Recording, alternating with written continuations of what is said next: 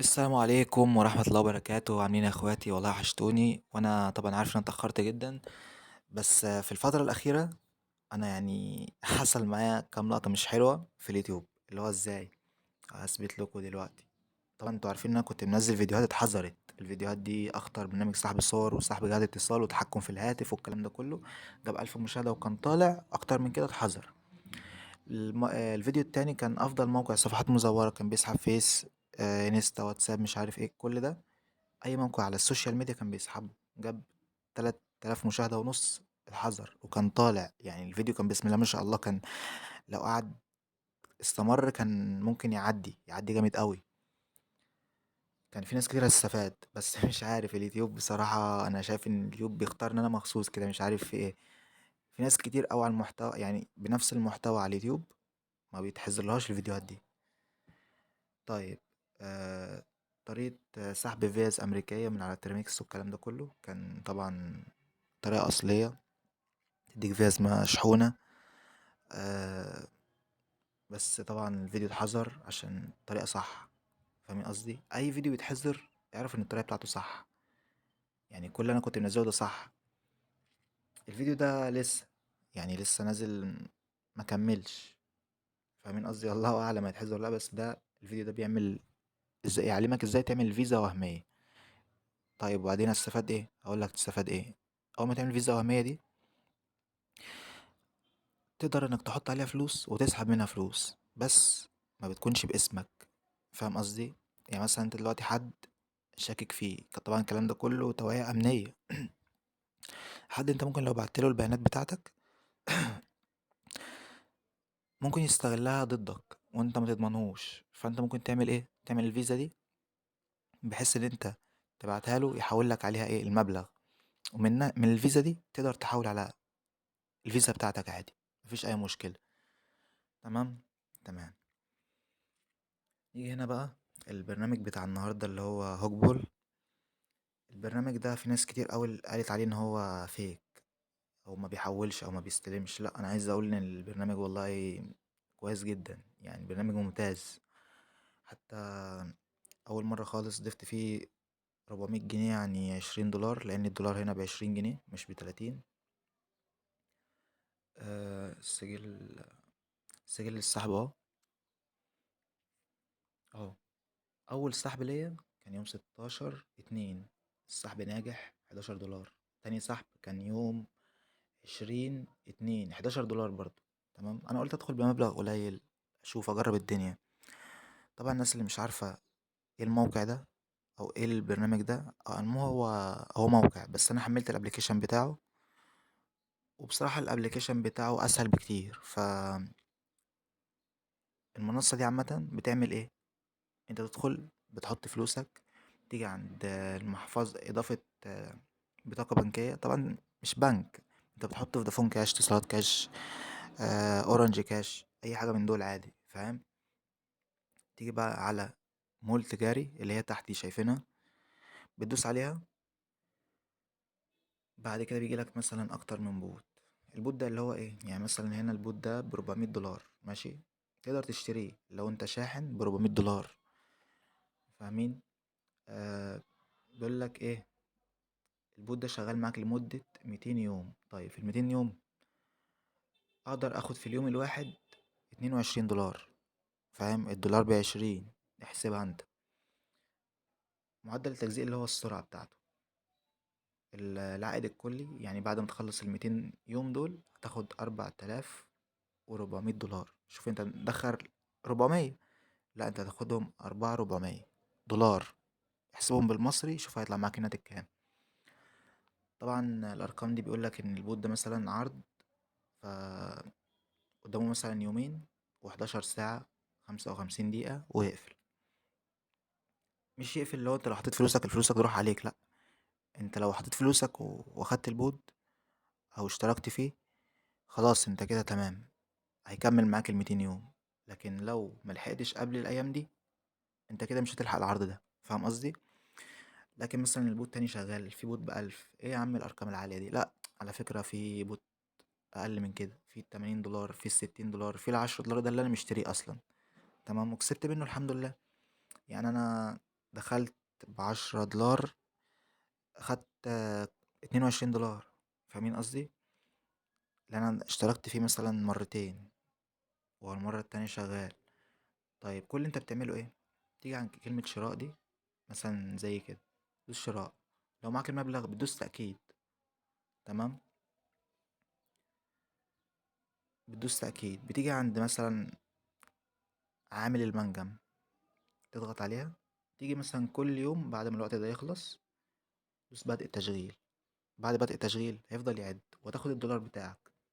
ده لو البوت بتاع ال10 دولار، لكن لو بوت تاني لا تفرق. طب ازاي؟ يعني مثلا البوت ابو 800 ده، بلاش 800، خلينا على قدنا. البوت ابو 60 دولار، بتاخد مثلا في اليوم 2 دولار و80 سنت. يبقى ده الربح بتاع كل يوم. فاهم قصدي؟ يعني مثلا تعمل لها في حوالي 60 جنيه كل يوم. يعني انت دلوقتي دي مثلا قول يومية شغل، قاعد في بيتكو مرتاح بتاع مفيش اي مشكلة. كل اللي انت بتعمله تدخل تسجل كل يوم عشان تاخد الربح بتاعك، مش اكتر. فاهمين قصدي؟ طيب. الناس تيجي تقول لي طب احنا ايه اللي يثبت لنا ان الموقع ما ينصبش علينا او يقفل بعد فترة؟ لا، الموقع مهما قفل مهما عمل اي حاجة، عايز اقول لكم ان انتوا فلوسكم هترجع لكم. تمام. طب ازاي؟ الموقع ده او المنصة دي التعامل بتاعها فودافون كاش. طيب ماشي، استفدنا ايه؟ اقول لك استفدت ايه. لما تيجي انت تكلم الشركة بتاعت فودافون كاش تقول لهم انا حصل معايا موقف 1 2 3، والله حطيت فلوس في المنصة دي، والفلوس دي طلعت، والمنصة دي طلعت نصابة وفلوسي ما رجعتش او راحت عليا. فودافون كاش دلوقتي فيها خاصية او ميزة جديدة اللي هي ايه، انت لو حولت فلوس بالغلط لحد، او حد نصب عليك والفلوس اتبعتت بالغلط، او اللي هو مثلا حطيت الفلوس او بعتها لحد ونصب عليك، فلوسك راحت عليك. لا، هي ما راحتش. انت لو كلمت الشركة وعندك اثبات وجبت كام سكرين كده من البرنامج وانت بتعمل الخطوات، وكلمتهم على الرقم الواتس بتاعهم، فخلاص انت كده في السليم. فاهم قصدي؟ فلوسك هترجع لك في ساعتها. طيب، ايه بقى الرصيد وايه النقاط وايه الفريق؟ الرصيد ده اللي هو الرصيد بتاعك. فاهم؟ الفريق اللي هو انت مثلا لو لينك الدعوة بتاعتك مثلا، فين دعوة اهي، دعوة صديق مثلا، بتدوس عليها. ده الكود بتاعك اللي هو لازم يدخله وهو بيسجل. وده آه رابط الموقع. كده كده انت لما بتفتح رابط الموقع مثلا زي كده. لحظة واحدة.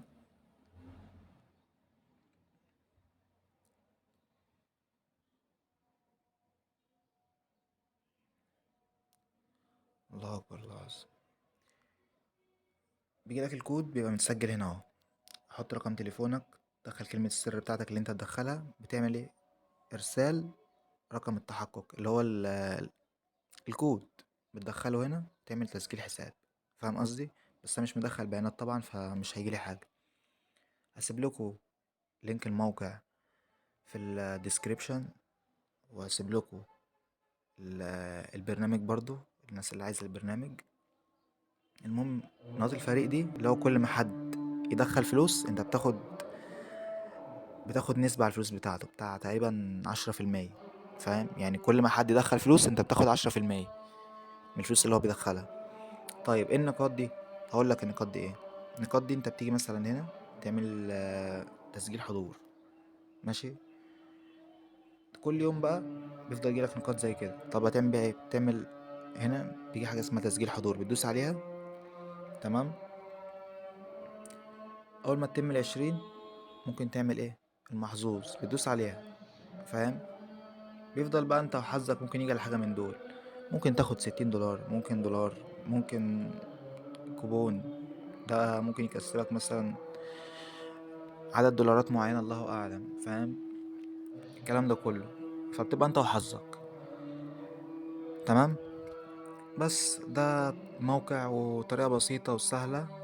وبصراحة عايز اثبت لكم برضو ان الموقع شغال اهو. تم استلام 220 جنيه. تم استلام 220 جنيه. انا كنت اصلا ضايف كام في الاول؟ 400. فاهم؟ يعني ضفت 400، خدت 440 لحد دلوقتي ولسه شغال مكمل. انا لحد يعني في الفترة اللي فاتت انا كنت بجرب، شفت فيديوهات كتير طلعت، بس قلت اما اجرب وافيد اخواتي وحبايبي. وانا اختفيت كتير فعلا، بس والله يعني اي حد كان حصل معاه موقف زي ده وتحذر له اهم 3 فيديوهات، يعتبر القناة بتاعتك ملهاش لازمة قوي. فاهم قصدي؟ اللي هو انا لسه هبدأ من اول وجديد. بس فالموضوع سهل يعني. حتى اهو سجل السحب، سحبت 11 دولار، 11 دولار تاني. اول سحب كان يوم 16، تاني سحب كان يوم 20. السحب ناجح، السحب ناجح، وانا وريتكم اهو العملية ناجحة، وهنا العملية ناجحة. تمام، مفيش اي مشكلة. بس والله والموقع لذيذ جدا وجميل وهتحبوه، وبتعمل ارباح وانت قاعد يعني. مش محتاج ان انت مثلا بقى ايه، لا تقوم وتروح مشاوير والكلام ده كله، تشتغل مع شركة وتحضر اجتماعات والشغل. فاهمين قصدي؟ الموضوع كله مش قمار ولا رهان برضو، عشان ناس ايه ما تقولكش ده حرام. هو مش حرام، لا. انت هنا بتتاجر بفلوس. انت بتحط فلوس زي كأنها زي البورصة كده، فلوسك بتتاجر بيها. بتشتري مثلا عدد بضاعة معينة وبتاخد ايه ارباح كل يوم. الرهان دي اكيد مش محتاجة اوضح يعني، بس هي واضحة. فاهمين قصدي؟ بس والله اتمنى يكون الفيديو عجبكم، والموقع لذيذ جدا وكويس. هتستفادوا منه. هسيب لكم اللينك بتاع الموقع، وادخلوا سجلوا فيه. والله ما تندموا يعني، الموقع كويس. و شفت فيديوهات كتير بتقول الموقع لا هيقفل بعد فترة، مش عارف ايه. زي ما قلت لكم، لو الموقع قفل عندكم الارقام اللي انتوا حولتوا عليها، خدوها سكرينات وانتوا بتحولوا. اهو طريقة مثلا، طريقة الشحن، شحن رصيد. تدخل مثلا المبلغ بيبقى 10 دولار اقل حاجة. تمام. بيجيلك هنا ايه، الصحيح. تمام تمام. لازما من الموقع نفسه، مش من البرنامج. مفيش اي مشكلة. وانا فعلا تعاملاتي كلها كانت على الموقع، بس البرنامج لسه محمله اول امبارح يعني. السحب، بتدوس على السحب عادي، بتدخل المبلغ اللي انت عايزه، مثلا 10 دولار. عشان المبلغ معاه مش مكفي، فعشان كده مش هيجيب. تمام، عشان كده. فاهمين قصدي؟ تيجي على السحب، بتكتب المبلغ مثلا اللي انت عايز تاخده. فاهمين قصدي؟ بتعمل ارسال، بيجيب لك الرقم اللي انت هتحول عليه، ويجيب لك الرقم اللي انت هتحطه عشان تحول منه. او ده السحب، هتستلم منه، معلش. الرقم اللي انت هتستلم منه، بتحط الرقم، تحط المبلغ، وكل حاجة تمام. لو في الشحن، لا، بيجيب لك الرقم اللي انت تحول عليه، وتحط رقمك اللي انت هتحول منه، وبتاخد السكرين بتاع تم التحويل وتحطه ايه. هيجي لك اختيار كده تحط الصورة سكرين، تحطه، خلاص الموضوع انتهى. فاهمين قصدي؟ بس والله اتمنى يكون الفيديو عجبكم، ان شاء الله خير يعني. مع السلامة.